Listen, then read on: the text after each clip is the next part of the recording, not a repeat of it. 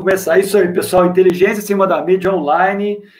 É com muito prazer, uma honra mesmo receber aqui no nosso canal a Kia Santarém, do canal Critica Brasil. Eu costumo dizer, Akias, que o nosso canal é pequeno, mas a gente é metido a besta. A gente gosta de conversar com gente grande. Você, para nós, aqui do canal, é um dos grandes comunicadores que o país tem hoje, dentro dessa construção muito importante que é trabalhar essa narrativa progressista. Então, seja muitíssimo bem-vindo aqui, obrigado por nos atender de pronto, né? Isso mostra o tanto do compromisso, o tamanho do compromisso que você tem com a construção dessa nova narrativa, ou essa narrativa para além do que a mídia corporativa fala. Seja muitíssimo bem-vindo, obrigado a todo mundo que já está entrando, que vai entrar, e já passo para você fazer suas considerações. Akias, obrigado.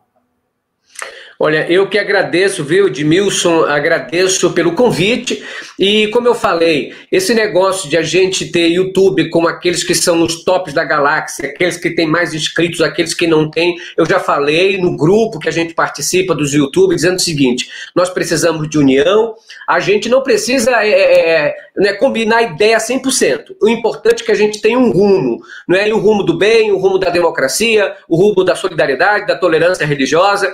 É isso, esse é o rumo. E eu sempre digo, no que eu puder ajudar os canais que são menores do que o nosso, ou entrevistar aqueles que são maiores, tanto faz. Nesse momento, a gente está no mesmo barco, lutando pela democracia do nosso país. Então, não, eu até tenho assim um ascozinho, a estrelinha, sabe? A pessoa quer ser estrela e tal e tal. Então, se a pessoa me convidar, eu vou. Tranquilo, não tem problema nenhum, eu agradeço o seu convite, estou aqui. Você disse agora há pouco em off que é formado em filosofia. Você é professor também, Akias? Sou professor de filosofia e de história, não é? Já há muito tempo que eu sou professor.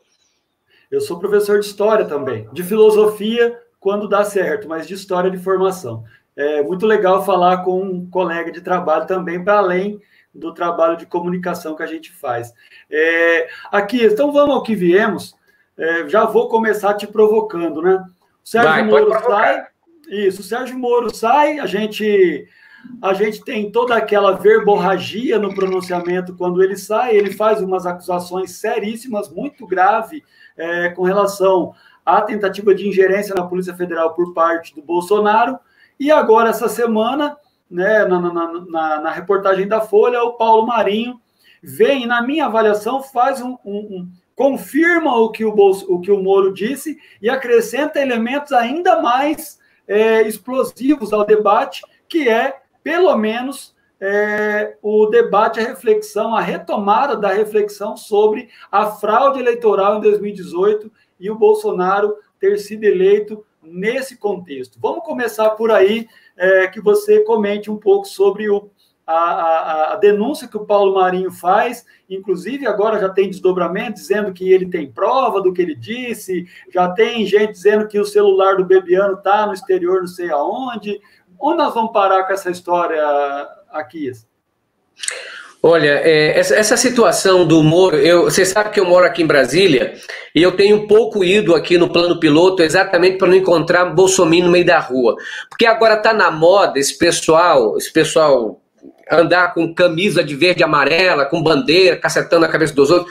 Enfim, aqui tá uma nojeira só, entendeu? Então esse povinho, todo domingo tá no meio da rua, todo domingo tá no meio da rua. Antes de falar propriamente do que você me perguntou, eu queria assim dar eu diria, a minha carta de repúdio, não é? Que só tem carta de repúdio aqui em Brasília, atitude não tem nada.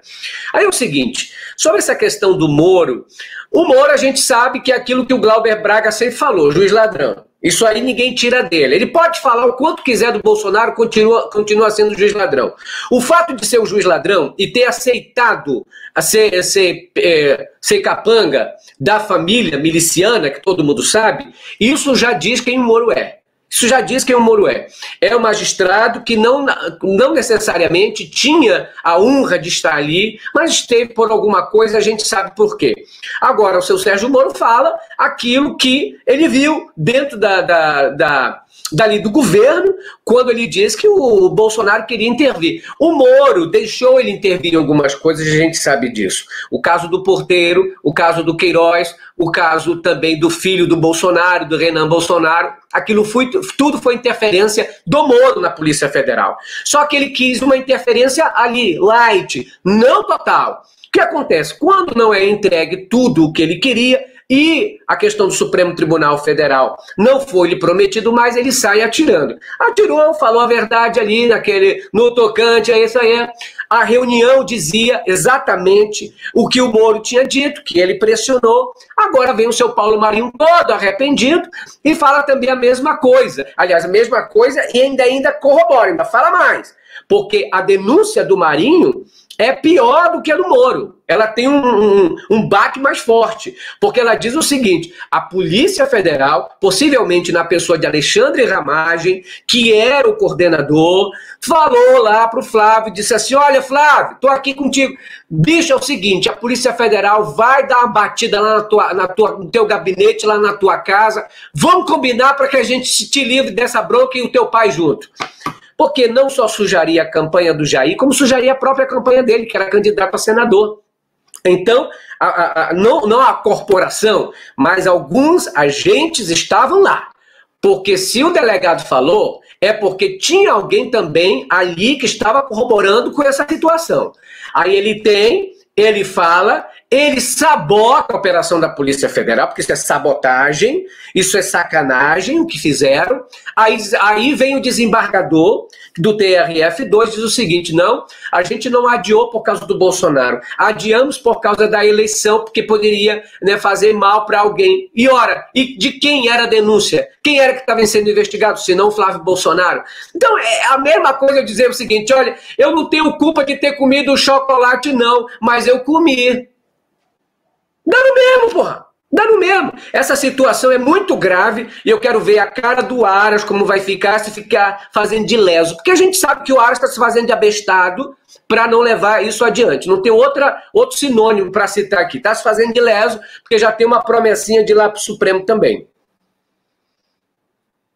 Aquias, eu tive lendo algumas reportagens hoje, muito interessantes, e algumas dão conta de uma cronologia, e é muito interessante a cronologia, e eu tenho uma tese que se aproxima da teoria da conspiração, mas eu quero dividir com você, e ver o que você acha.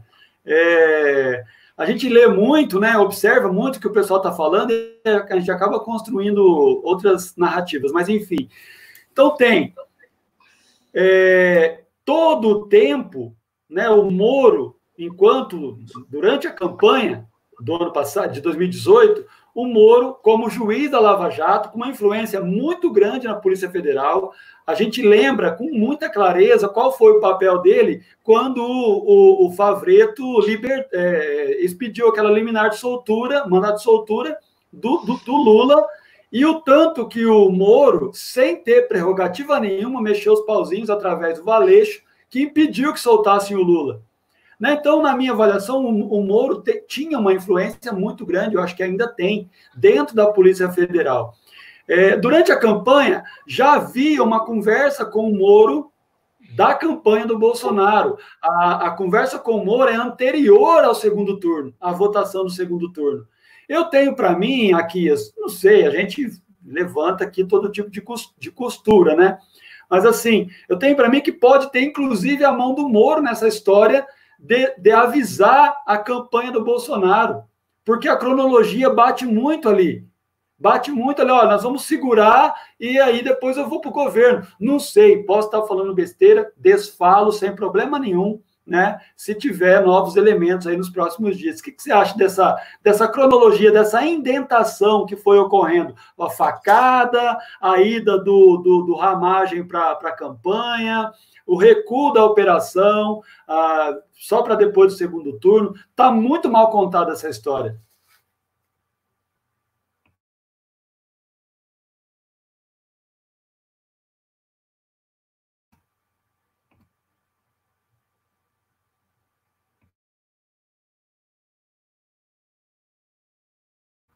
Está sem áudio aqui.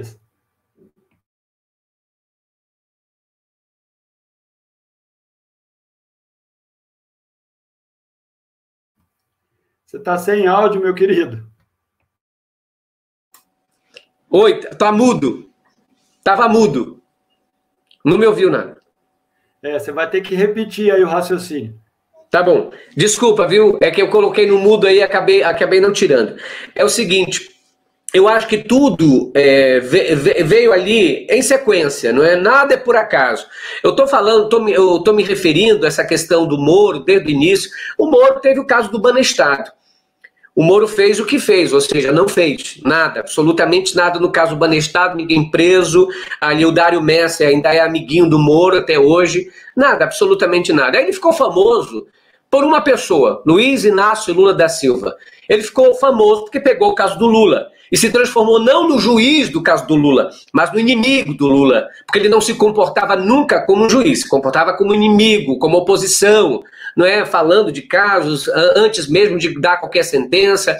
E aí, depois do Intercept Brasil, nós vimos todas as conversas do Moro com o Dallagnol, com aquela equipe toda. Era uma sacanagem contra o Lula. E me admiro que o Ministério Público não tenha pedido. Era para o Ministério Público pedir. Não era para os advogados do Lula nem pedir. Era para o próprio Ministério Público pedir anulação de todo o processo. Se tivesse realmente justiça no país e se fossem gente séria que estivesse lá. Mas como é questão de partidarismo, como é questão de lawfare, como é questão de perseguição política, não se pede. Em qualquer país civilizado do mundo, a situação do Lula já tinha sido anulada, desde o início, por conta de tudo isso que a gente viu.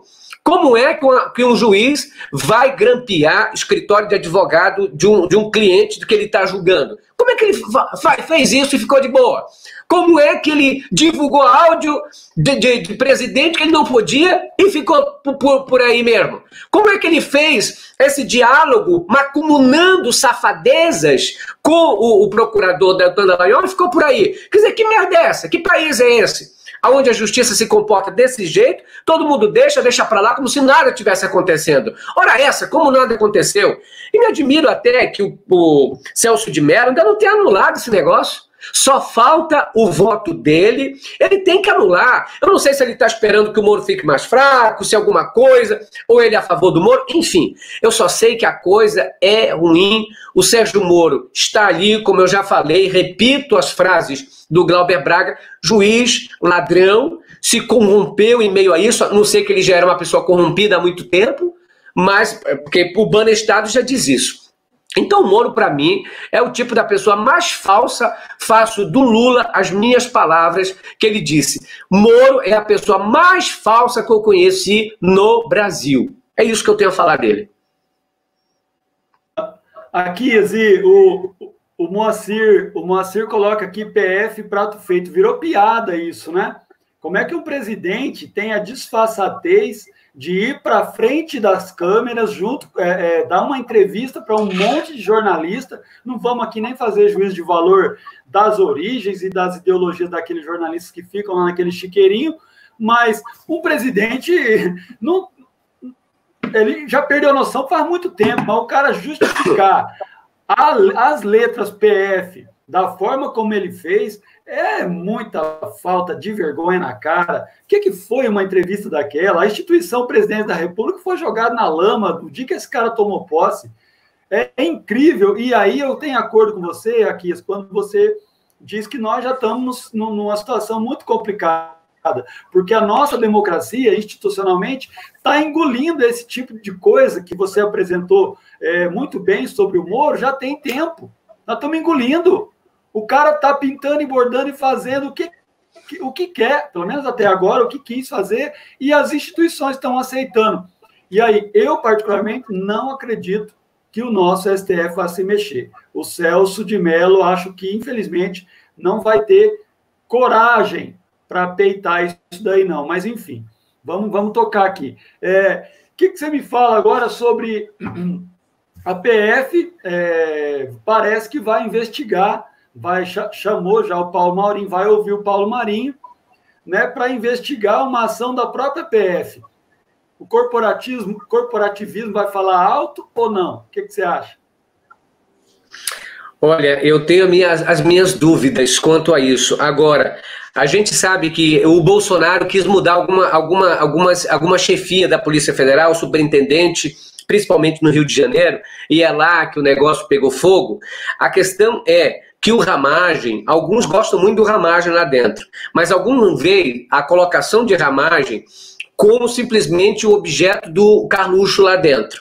Então eu acho que vai ter uma divisão, mas nesse momento eu acho que vai prevalecer a instituição. Entendeu? Eu ainda confio que a Polícia Federal possa levar avante isso, mesmo depois que houve essa quebra entre Moro e o Bolsonaro. Querendo ou não, a Polícia Federal é muito mais ligada ao Moro. Agora, alguns são muito ligados aos filhos do Bolsonaro. Aqui em Brasília, por exemplo, o secretário de Segurança Pública, que é delegado da Polícia Federal, ele é muito amigo dos filhos do Bolsonaro. Você sabe que um dos filhos do Bolsonaro já foi também da Polícia Federal. Então, eles têm muito esse envolvimento. E eles sempre batem na tecla da defesa da polícia, da defesa da polícia. Agora, eu acho o seguinte, que quem se meter nisso e ficar encobrindo, vai sobrar. Então, eu acredito, eu tenho familiares que são da Polícia Federal, eu acredito que a corporação vai falar mais alto do que o corporativismo. Viu? Eu tenho essa impressão aqui da Polícia Federal. Meu pai foi, durante muito tempo, militar aqui em Brasília, e eu sei que tem muita gente do bem ainda, viu? Graças a Deus. Então eu ainda confio que o Ministério Público, em fazendo essa denúncia, não são os mesmos que vão investigar, não são os mesmos envolvidos. Sempre é assim. Então você pega uma outra equipe que vai investigar aquela. Espero que saia alguma coisa assim. E o Aras nessa história? Ele segundo o que os indícios que estão sendo levantados a partir tanto da fala do Moro, né? O vídeo... Edmilson, posso interromper rapidinho? Pode. O Ted Ré está aqui, ele já faz tempo que não vai lá no nosso canal. Ele está falando aqui sobre religião, dizendo que eu tenho que respeitar a religião. Eu estava falando em off para você, que eu acho que ele não ouviu a minha palestra de sábado. Todo sábado eu faço uma palestra aqui ao vivo, às 14h30. Eu queria dizer a você e a todos que estão ouvindo que eu respeito todas as religiões. O fato de eu ser religioso não diz na minha testa que eu vou desrespeitar as pessoas. O fato de você ser batista não quer dizer que você vai odiar os Assembleias de Deus. O fato de você ser católico não quer dizer que você vai odiar os espíritas. A questão do ódio, ela não está na religião em si. Ela está dentro de uma alma perturbada. Ela está dentro de um coração fanático. Ela está dentro de uma pessoa que tem intolerância às religiões. Eu não podia nem ser de esquerda, nem ser progressista se eu tivesse isso na minha vida. O fato de eu ser religioso não diz que eu sou inimigo daqueles que não são. Respeito todas as religiões, respeito aquele que, como eu falei para você, viu, Magrão? Eu falei para você o seguinte, meus melhores amigos são ateus.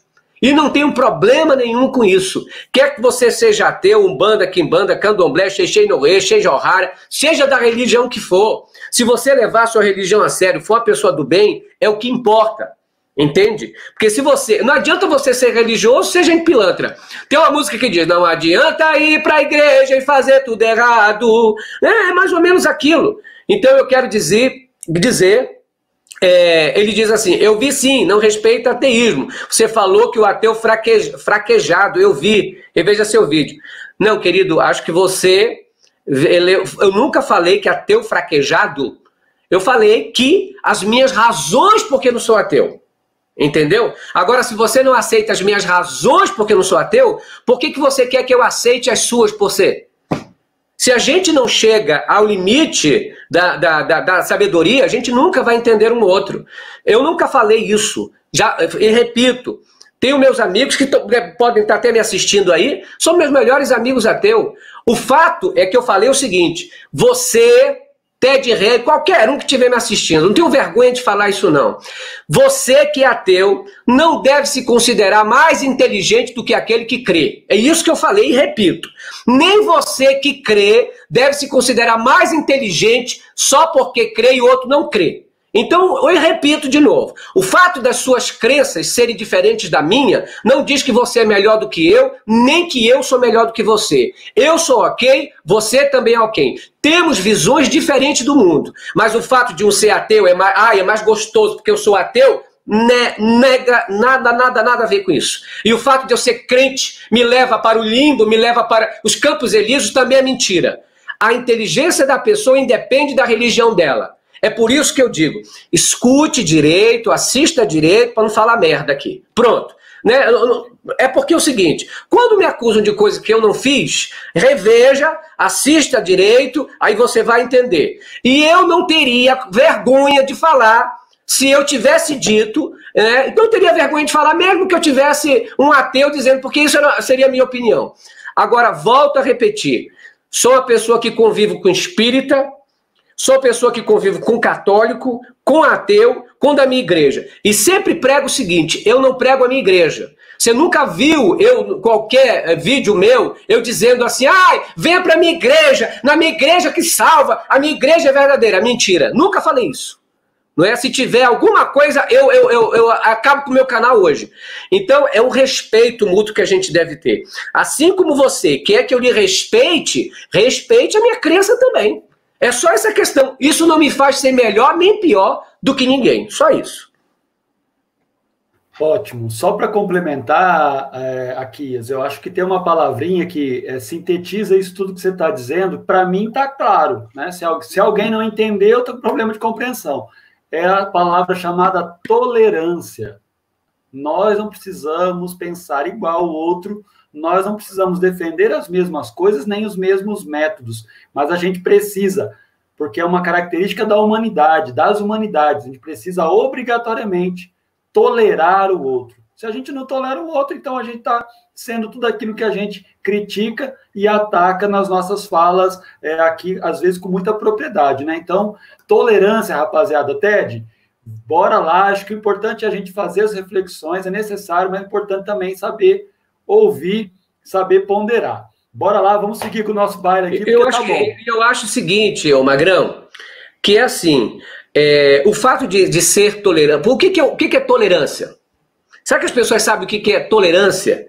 É tolerar, deixar existir, deixar livre, não implicar, não perseguir, não, perseguir, não calar a boca. Isso é tolerância. O fato de a gente ser tolerante, por exemplo, eu sou tolerante com todas as religiões, mas eu não posso ser de todas as religiões. Não tem como. Se eu sou adventista, logo não sou católico. Se eu sou católico, logo não sou da Assembleia de Deus. Se eu sou da Assembleia de Deus, logo não sou espírita. O fato de a gente ser tolerante não quer dizer que eu tenho que ser da tua religião. Entendeu? Não tem que ser da minha religião. Então, quando eu digo que as pessoas elas precisam se respeitar e precisam falar a verdade. Quando você assiste uma coisa, assista toda a coisa, veja toda a coisa e veja tudo. Não é só uma frase solta, não. Porque tem gente que faz religião de uma frase. Não é? Porque aí é o seguinte, aí eu entro nesse fato, viu, Magrão, que a pessoa diz o seguinte, o dízimo é de Deus. O dízimo tem que ser devolvido. Não tem, adora falar de dízimo. Mas por que não faz outras coisas que a Bíblia falava também no Velho Testamento? Quer dizer que aquilo não vale, mas o dízimo continua valendo? Por quê? Por que continua valendo? Então é essa situação que eu digo. E o meu jeito de falar incisivo, não quer dizer que eu estou te odiando, só quer dizer que eu estou discordando de você em certos pontos. E outra, tolerar não significa que eu tenha que ter a mesma ideia sua. Lembra daquele filósofo que dizia, posso discordar com tudo que você diz, mas vou lhe dar o direito de dizer o que você discorda de mim. É isso que é tolerância. E defender até a morte o teu direito de dizer, né? Enfim. Pronto, mas é isso, pessoal. Eu costumo dizer aqui, já disse aqui algumas vezes, eu sou ateu. Eu tenho muitos amigos religiosos do amplo espectro da religiosidade. E uma amiga católica, praticante, ela disse sempre para mim, Magrão, você é o ateu mais cristão que eu conheço. E eu recebo isso muito bem. Eu acho que, de fato, quando a gente analisa a conduta de certa parcela da cristandade contemporânea no Brasil, a gente percebe que esse povo, por conta dessas falsas lideranças que eles têm, que você já citou, eles perderam um pouco essa ligação, né? Que tem tudo a ver com a palavra religião, essa ligação com o Jesus do Novo Testamento. E aí, se você tem valores humanos, mesmo sendo ateu, De certa forma, você é muito mais cristão do que muitos desses cristãos que estão por aí. Então, é a questão da tolerância na prática. Não adianta você ficar só puxando a brasa para a tua sardinha como se você fosse o último biscoito do pacote, que, por sinal, é o mais quebradinho, né? Então, é melhor ser o primeiro.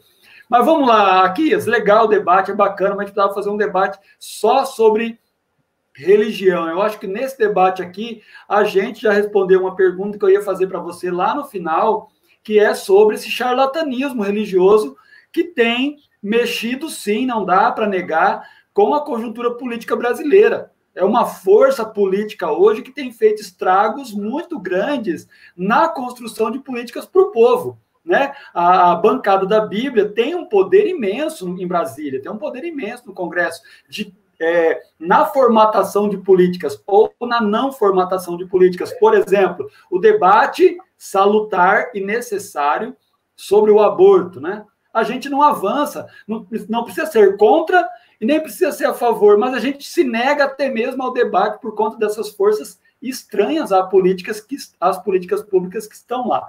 Edmilson, quer comentar sobre? Agrão, é o seguinte, algumas pessoas me perguntam se eu sou de esquerda, eu sou não sei o quê. Olha, eu sou gente normal, entendeu? Eu sou a favor do bem, eu sou a favor de gente boa. Eu sei que tanto no mundo a religião, infelizmente, tem sido usada por muita gente para se encobrir, para encobrir o caráter que é. Então muita gente se esconde atrás de Bíblia para esconder o caráter perverso que é. Então a gente sabe disso, muita gente se esconde atrás de Bíblia para enganar as pessoas, a gente está ciente de fazer. Agora, uma coisa que eu tenho, eu, por exemplo, eu sou contra o aborto, eu sou contra o aborto, e sou contra também a pena de morte. O que eu critico nessas duas visões é o seguinte, um lado que se diz esquerda diz o seguinte, eu sou do aborto. Deu um negócio aqui. Aí tá me ouvindo direito aí? Ok. Aí a pessoa diz o seguinte, eu sou a favor do aborto, mas é contra a pena de morte. Ou seja, eu sou a favor do aborto, mas sou contra a pena de morte. Aí tem os outros que são contra o aborto, mas a favor da pena de morte. Então são coisas, por exemplo, que a gente pode debater. Mas eu sou contra os dois. Eu sou contra o aborto e contra a pena de morte. Eu me reservo o direito de ser. Por exemplo, essa situação de muita gente assim, não quero, abortar é pecado, abortar não pode, mas matar depois que cresce pode. Ou seja, vamos deixar ele crescer, a gente mata quando ele estiver grande. A gente não mata ele pequeno, a gente mata ele grande. Aí o inverso é a mesma coisa.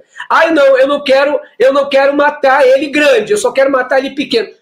Então são coisas que a gente pode debater, pena de morte, aborto, situações e tal. Cada um sempre vai ter sua opinião e cada um sempre vai ter sua justificativa. Eu sempre digo e repito uma frase que é falada por muito tempo, antigamente, dizendo o seguinte nos Estados Unidos.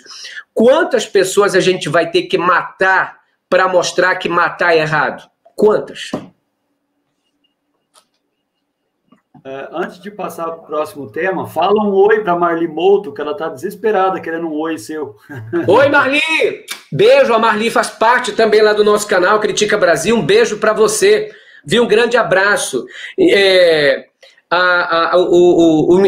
O Ted Ré, que se sentiu ofendido, Ted, se você se sentiu ofendido, mas foi uma coisa sua, pessoal. Muita gente que assistiu não se sentiu. Entende? O fato de eu falar, se eu falar, você o evangélico fraquejou, você vai se sentir ofendido porque é evangélico por causa disso? Você foi o evangélico? Você?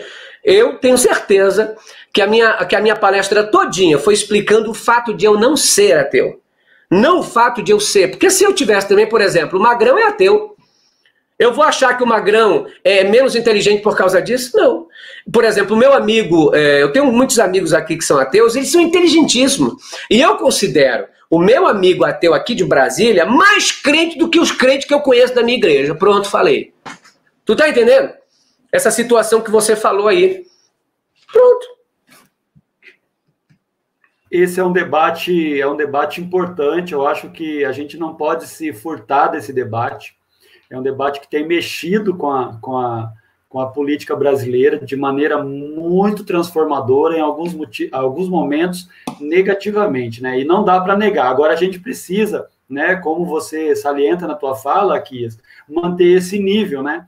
E levar sempre em consideração a palavrinha tolerância, na acepção do termo. Não adianta também fingir que é tolerante e não saber o que significa.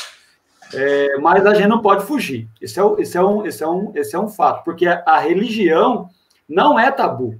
Não tem assunto tabu, não pode haver assunto tabu. A gente precisa discutir, eu acho que até por conta dessa construção ficciosa e fantasiosa sobre existir tabu sobre determinados temas, que a gente não avança na compreensão desses temas. E aí a gente fica rodando cirandeiramente em volta de um toco e não chega a lugar nenhum, porque a gente não consegue avançar. Mas, enfim, vamos lá, vamos voltar aqui à política, porque foi para isso que o senhor veio aqui.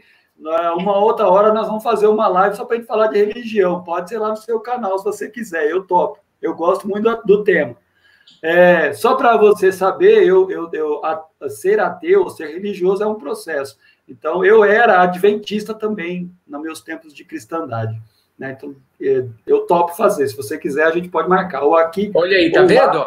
Ex-adventista aí. No tocante é isso aí. E espero só que não seja bolsominho, tá ok? Porque, porra, o que tem de bolsominho em igreja, pelo amor de Deus, tá ok? Tô fugindo dessa daí. Beleza, vamos lá. Então, como eu estava dizendo, antes de vir esse tema, está se levantando indícios muito fortes a partir da fala do Moro e com o complemento da fala do Paulo Marinho, mais a ação do STF, representado pelo Celso de Mello, tem indícios, vai se configurando indícios muito fortes que vão colocando o Augusto Aras no corner do ringue. Vai ficar difícil para ele sair de lá sem indiciar, sem acusar o Bolsonaro. Você acha que ele vai ter coragem de fazer? Ou ele não vai fazer, vai engavetar, vai incorporar o Geraldo Brindeiro e vai engavetar? Olha, Magrão, é o seguinte, sobre essa situação, a gente fica pensando assim, o Aras, quem era o Aras sem o Bolsonaro? O Aras foi colocado lá pelo Bolsonaro, pelos filhos do Bolsonaro. Ele não estava na lista tríplice do Ministério Público, não estava. Não é? Ele não era desejado ali. Ele está ali por conta do Bolsonaro, que o escolheu mediante uma triagem que ele fez de pessoas mais confiáveis. E o mais confiável para ele foi o Aras. Então o Aras não está na PGR por acaso. Ele está para cumprir um papel de blindador nacional. Uma pessoa que blinda. Infelizmente, nós temos uma Constituição muito vaga nisso. Uma Constituição que delega a uma pessoa uma denúncia. A uma pessoa. Lá nos Estados Unidos, por exemplo, se o presidente é do jeito que é, o próprio gabinete do presidente pode tirá-lo, afastá-lo. Entendeu? Se é uma maluquete, um abestado desse. Por exemplo, o Bolsonaro não dava para ser presidente de canto nenhum. Entendeu? Não tem condições nenhuma, nem de ser prefeito. Nem de ser prefeito, nada, não tem condições de administrar absolutamente nada. É uma pessoa completamente burra. Agora, como ele está no poder, o que ele faz? Ele utiliza-se do poder. Ele é burra no sentido da palavra político e democracia, mas ele é esperto no sentido da politicagem. Ele está há 40 anos dentro porque sabe fazer a política suja. Sempre comeu pelas beiradas. O Bolsonaro sempre comeu pelas beiradas. Eu sempre digo isso, que o Bolsonaro, ele dizia assim, me chama de corrupto, me chama disso. Entendeu? Sabe por que ele falava isso, esse negócio de me chama de corrupto? É porque ninguém nem chamava ele para roubar. Não chamava nem ele para roubar. Porque o que ele ia fazer? Primeiro que ele é um deputado medíocre. Um deputado medíocre não tem grande liderança, não tem uma intelectualidade, não tem líderes. O que ele era? Ele sempre foi aquela ralé. E sempre foi, eu falei com a senadora Vanessa Graziotin, que disse, olha, vivi 28 anos ali dentro do Congresso, nunca me dirigi a palavra àquele homem, porque ninguém nem olhava quem ele era, porque ele era uma pessoa assim que dizia assim, isso é uma merda dessa, ficar falando besteira por aí. Aí o que acontece? Ele chegou ao poder por meios escusos, mentira, esculhambação, agora a gente vê blindagem, Ou seja, chega do jeito que chegou, pelo ódio ao PT, ataque ao PT, que esse negócio todinho, chegou lá. E aí coloca alguém para livrá-lo. Por que ele precisa desse cidadão? Porque sem esse cidadão, se fosse alguém realmente comprometido com a justiça, esse camarada já estava fora há muito tempo, não tem condições nenhuma de ele continuar no poder. Nenhuma. Realmente nós estamos em maus lençóis. Eu penso exatamente como você.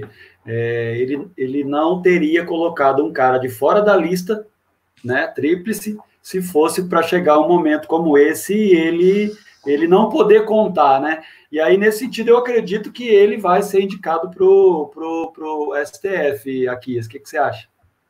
Eu acho que é mais fácil ele ser indicado do que o Moro. Entendeu? Com certeza, porque o Moro não fez o que o Bolsonaro queria. Então, o Bolsonaro queria... O que o Bolsonaro quer, na verdade, é um ministério que tenha a cara, a cabeça, o tronco e o membro dele e dos filhos dele. Ele quer apenas alguém para assinar, ele não quer alguém para mandar. Você sabe aquele negócio do que você convida assim, fulano, eu vou te chamar para trabalhar, mas você não vai trabalhar, só ganha, só assina o que eu disser. É isso que o Bolsonaro faz. Só assina o que eu disser. Se tu disser ao contrário, eu vou e te demito. Foi isso que aconteceu com o Mandetta, foi isso que aconteceu com o Taixa, exatamente isso. Então, o Aras está para ali para fazer o papel. O papel diz... Tanto é verdade que quando ele lançou essa questão da investigação do Bolsonaro, o Celso de Mello que transformou ela diferente. Não foi o Aras, não. O Aras colocou para investigar o Moro. Só que o Celso de Mello viu a brecha de poder investigar o Bolsonaro também. Mas ele não pediu investigação contra o Bolsonaro. Ele pediu investigação contra as falas do Moro, dizendo, inclusive, que poderiam ser difamação, calúnia. Aí o Celso de Mello falou, pô, olha assim, ele pediu para investigar o caso. O caso envolve Jair Bolsonaro e Moro. E ampliou. Mas não foi o seu Aras que pediu, não. Aliás, o Aras, ele quer blindar o Bolsonaro desde sempre. Ele fica dizendo, não, vídeo na íntegra não. Para que isso?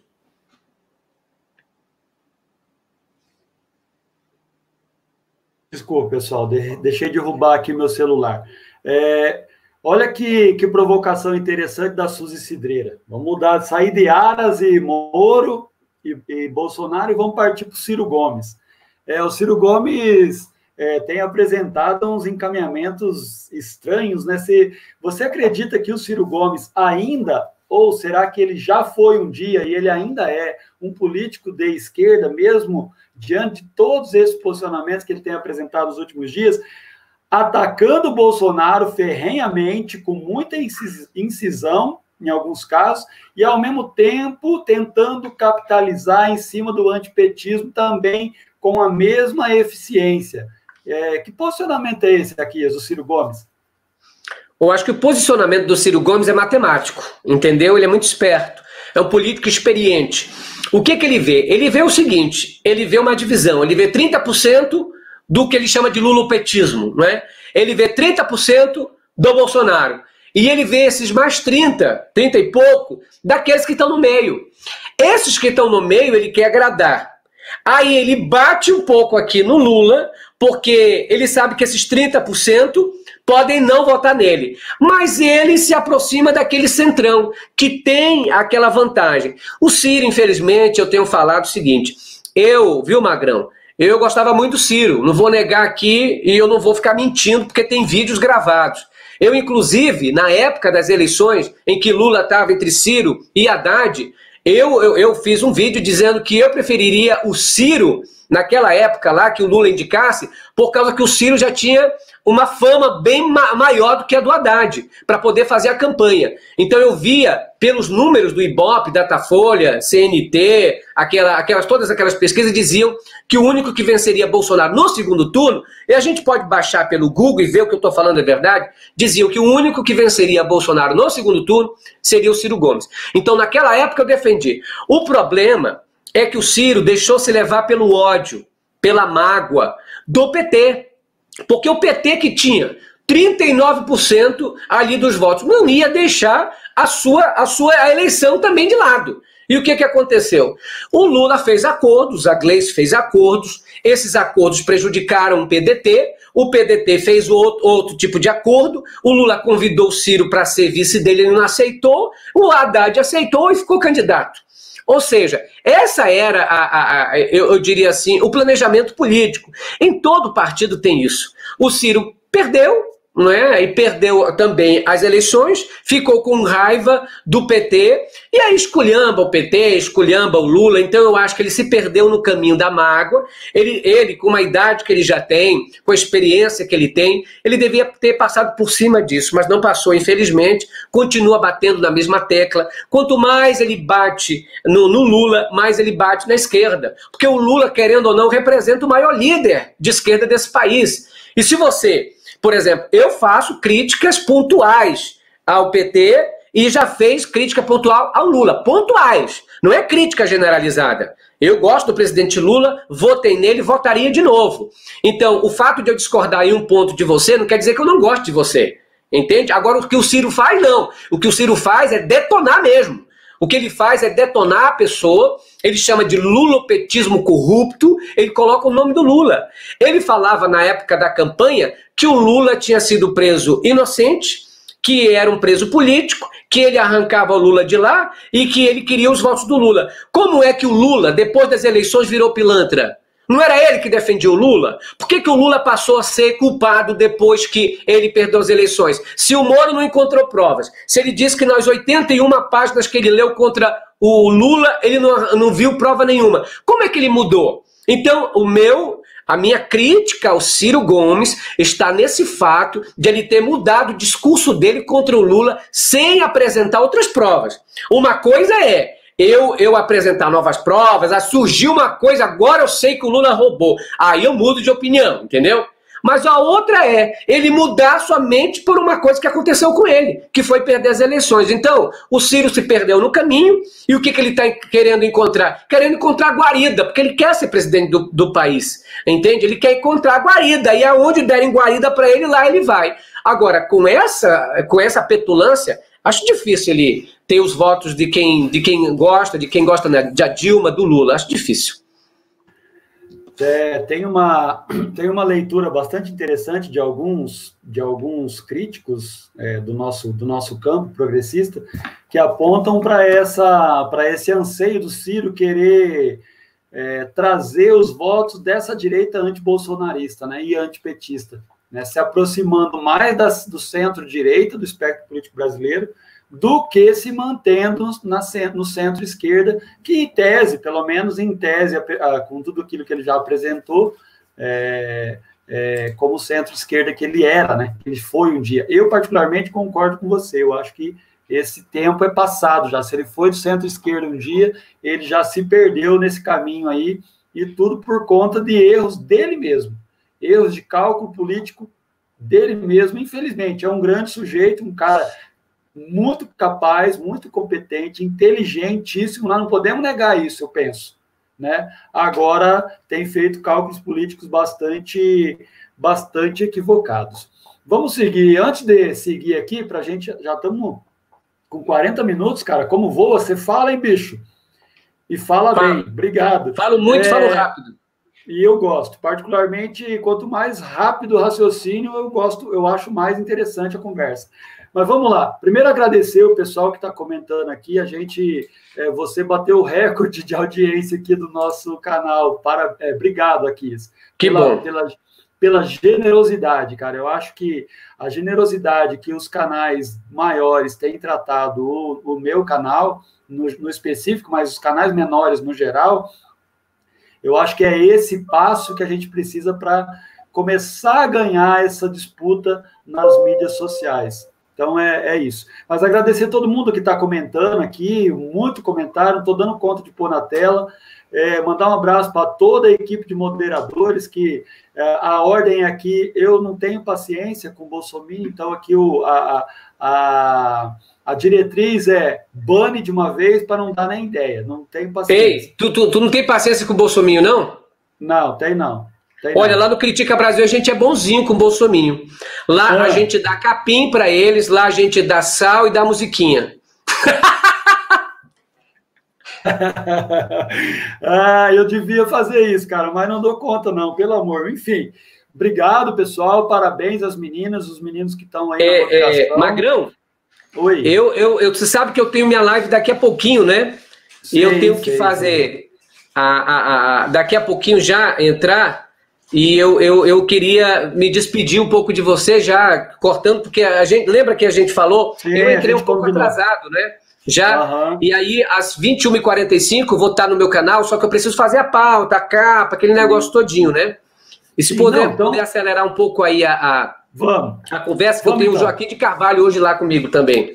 Olha só, legal. Então vamos fazer o seguinte, eu vou fazer uma última pergunta para você, você comenta e já faz suas considerações e, enfim, já se despede do nosso público. Obrigado, já agradeço de antemão mais uma vez pela sua generosidade, por estar aqui, fazer um debate sincero, um debate direto, olho no olho, comigo e com o pessoal que está assistindo. Isso é muito importante, é o que eu, particularmente, espero quando eu vou para frente do YouTube assistir uma live lá no teu canal, em qualquer outro canal desse campo que a gente representa. Né? Então, vamos lá. Eu queria que você comentasse muito rapidamente sobre a nova política do Bolsonaro e essa feira que virou a Brasília, o Planalto, nos últimos 15 dias, vamos dizer assim, porque virou uma feirona, né? Uma feira, eu te dou isso, você me dá aquilo, eu te dou isso, você me dá aquilo. Agora, por último, você comentou agora à tarde, eu achei muito interessante, queria que você revisitasse esse tema, que é o Fundo Nacional de Desenvolvimento de Educação, que é assumido dentro dessa lógica por um político ou por um representante desse centrão, que representa a velha política que eles estão vestindo de nova política por esse governo pilantra que toma conta do país. Por favor. Olha, tem muita gente que quer se enganar, infelizmente, porque é o seguinte, as pessoas que continuam querendo se enganar, é porque como votaram no Bolsonaro por paixão, que eu aconselho ninguém votar por paixão, nem se casar por paixão. Você, pastor, eu quero me casar. Por quê? Porque eu tô apaixonado, não se case. Que eu quero votar no fulano que eu tô... que paixão pelo Bolsonaro. Votou errado. Por ter votado errado e vendo as merdas que acontecem, a pessoa não quer dar o braço a torcer, porque virou uma equipe de Fla-Flu, né, de Vasco e Flamengo, a pessoa não quer aceitar que tá uma merda só, aí ela fica teimando desse negócio só. O Bolsonaro, ele nunca fez política, por exemplo, sem o toma lá da cá. O Bolsonaro indicou o filho Flávio Bolsonaro. O filho Flávio Bolsonaro quem é? Aonde o filho dele trabalha? O filho dele trabalha no lugar que o pai sempre trabalhou, ou seja, o pai não faz nada, e o filho é secretário dele. O pai, vendo que a política era boa para ganhar dinheiro, era boa para não fazer nada, e era boa para dar dinheiro para os amigos, para a milícia, ficou no governo, ficou na política, depois chamou o filho, o Carluxo, ficou na política, chamou o outro, Eduardo Bolsonaro, está na política, chamou o outro, Flávio Bolsonaro, tá na política, daqui a pouco vai chamar o Renan e vai chamar a pequenininha lá para estar todos juntos, todo mundo. Ou seja, ele é o típico político que mama na teta do governo, ele e a família. O que ele e a família fizeram para o Brasil até hoje? Nada! Eles são os analfabetos funcionais. Entendeu? Eles são a mediocridade que tem a mais. É aquele tipo de família que vê, opa, tá dando grana, vamos lá. Aí se acoplaram assim, sabe, parece parasita, pá, na costa do bicho e ficaram lá sugando. Suga até hoje. Quais são os projetos do seu Flávio Bolsonaro para o Brasil? Quais são os projetos do Eduardo Bolsonaro? Quais são os projetos do Carluxo? Nada! Essa família é inútil. Nós não precisamos dele para nada. São completamente inúteis. Então sempre o que eles fizeram foi isso. Preguiça, ganhar dinheiro, se locupletar. Tanto é verdade que está aí as denúncias sobre ele. Esse negócio de, e a nova política é porque ele não era conhecido simplesmente. Alguns conheciam, que entendiam de política conheciam já. Eu já conhecia seu Bolsonaro há muito tempo. Desde que ele chamava de vagabunda, falava que tinha morte no FHC, já conheço esse camarada há muito tempo. Então, ele era o típico daquele que rouba pelas beiras. O que ele roubava? O que podia roubar? Verba de gabinete era o que ele desviava. Funcionário fantasma era o que ele tinha. Fazia, né, colocava gasolina para ganhar dinheiro na gasolina, ladrão do mesmo jeito, corrupto. Então ele roubava o que podia roubar. E os filhos começaram também a fazer isso. Agora ele tem a máquina. Agora ele tem como roubar mais, entendeu? Porque ele diz assim, eu sou corrupto, ninguém te convidava para nada, porque tu era um inútil. Agora, como tu tem a máquina, tu pode roubar mais, entendeu? Então esse negócio de velha política, ele é a velha política. Ele significa isso tudo, passou anos lá dentro. Como que uma pessoa consegue passar anos dentro, intocável ali dentro pelos outros, porque nada, como é que ele sobreviveu esse tempo todinho? E não aprovou absolutamente nada. É porque tem um conchavo, tinha milícia, tem conchavo, tem bicheiro, tem gente suja que investe na campanha dele. Esse camarada sempre foi assim. E agora, dando ar de bom moço, de bom samaritano, ele vem com essa ideia. A ideia que ele sempre teve é toma lá da cá. Tanto que ele votou contra a presidente Dilma, porque lembra que o Tiririca falou? O dinheiro ali foi para todo mundo, pô. O dinheiro foi para todo mundo. O Bolsonaro só tá fazendo o que veio para fazer, entendeu? A sacanagem contra o trabalhador brasileiro. E agora isso, o que ele abre as porteiras para aquele condenado no mensalão, foi condenado, e ele está dando a Fundação Nacional de Desenvolvimento da Educação para alguém lá do Centrão. Quase 30 bilhões de reais nas mãos desse camarada. Por quê? Porque o Bolsonaro é o que é. Ele está fazendo conchavo, toma lá da cá, porque no início não fazia, porque não era para dizer que ele era. Agora está mostrando que ele é, e é exatamente isso. Entendeu? Não tem nada a ver de, bom moço, não é corrupto. Corrupto mesmo. Ô, Aquias, antes de você se despedir da gente, fala um oi pra Tuca, pelo amor, que a Tuca tá desesperada aqui querendo um oi seu. Beijo, a Tuca. Beijo pra você, minha querida. Fica na paz, viu? Daqui a pouco pula lá pro Critica Brasil. Daqui a pouco a gente vai estar ao vivo, viu? Daqui a pouquinho ao vivo no Critica Brasil. Show de notícia. Magrão, queria te ensinar a musiquinha que todo mundo pede, posso? Claro, aqui o canal é nosso, Aquias, o canal é nosso. A musiquinha é assim, ó. Tem muito gado aí. Tem muito leso bolsominho aqui. Tá todo mundo querendo sal. E o Critica Brasil vai te dar assim. Sal, sal, sal. Chama meu boi pra comer o sal. Sal, sal, sal. Chama meu boi pra comer o sal. Tem muito gado aí. Tem muito leso bolsominho aqui. Tá todo mundo querendo sal. E o Critica Brasil vai te dar assim. Sal, sal, sal. Chama meu boi pra comer o sal. Sal, sal, sal. Chama meu boi pra comer o sal. Quero agradecer, viu, Magrão, pelo convite. E quando quiser de novo, a gente marca uma outra ocasião. Agradeço ao seu público, às pessoas que estão aqui tão carinhosamente. E dizer que eu só vou sair porque tem o Critica Brasil daqui a pouquinho mesmo, senão eu continuava com você ainda, viu?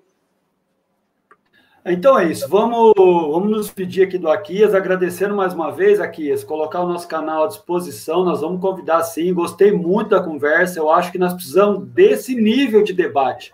Nós não precisamos ir fazer debate rasteiro, sorrateiro e por debaixo dos tapetes. É isso que nós estamos precisando. Então, você vai vir muitas vezes, só quando você não puder mesmo, nós vamos convidar. E também nos colocar à disposição lá do teu canal. A gente vai também, não tem problema, conversar com você lá e com o teu público. Obrigado, show de bola, parabéns pelo teu esforço, parabéns pela tua persistência. Eu comentei com você no WhatsApp, eu vi quando você abriu a placa de 100 mil inscritos no seu canal. Eu assisti aquela live. Que bom. Então, você já está com mais de 200 mil inscritos, então você está insistindo numa frente de luta que é muito necessária. A gente sabe da importância disso que você está fazendo e pessoas como você se propuseram a fazer e faz bem feito. Parabéns e muito obrigado mais uma vez. Eu agradeço você de novo aí e quero dizer no tocante a isso aí. Quando quiser, eu e meus filhos estaremos aqui, ok? Nessa questão aí, pronto pro debate, tá bom? Valeu, gente. É isso aí. Muito obrigado a todos e a todas. Não se esqueça de se inscrever no canal. Quem não se inscreveu ainda, fecha o chat, vai lá, se inscreve. Eu passo o mouse aí em cima da logotipo no canto inferior direito e se inscreve no canal Inteligência da Mídia. Bora lá. Valeu, gente. Até mais. Valeu, Aquias. Vamos lá pro Critica Brasil agora, gente. Obrigado. Tchau, pessoal. Ai, caramba. Desligar, eu sempre como bola.